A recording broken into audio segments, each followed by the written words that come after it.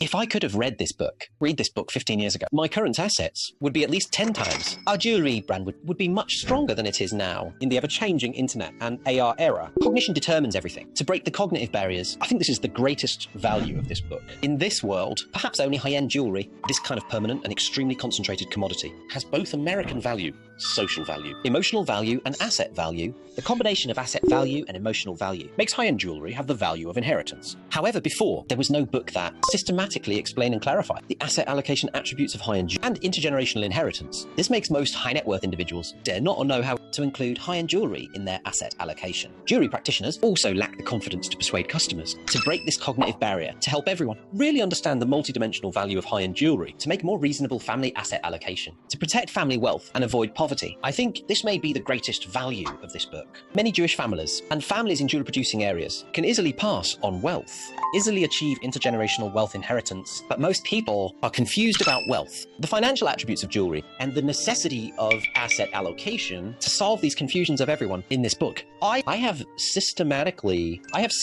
explained them, combined with the financial evolution history of high-end jewelry, the asset allocation in the S&P model, and the cycle allocation logic of Merrill Lynch clock. I'll explain it layer by layer, the value of jewelry and the wealth code across generations. Actually, I never thought that my first book I wrote would be related to jewelry and finance. In college, I wrote novels, poems, and papers, and I also worked as an editor and reporter.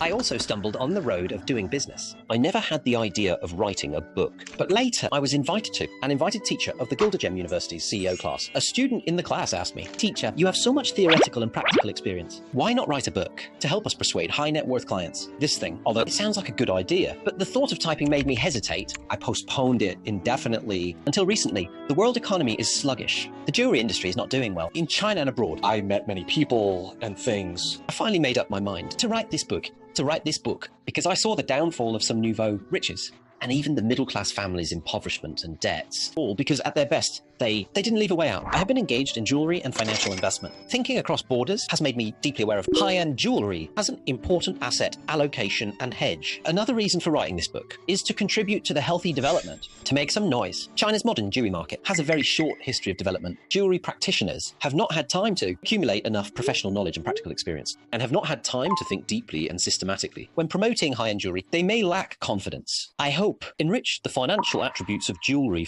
to promote the rational development. Let us jewelry practitioners persuade customers from the perspective of jewelry allocation. The internationalization of our jewelry industry is very high, and the healthy and orderly development is very important to each of us. Without skin, we'll be useless. In the past 2 years, I and more than 100 colleagues from nearly more than 70 colleagues, I've prepared to establish the global gemstone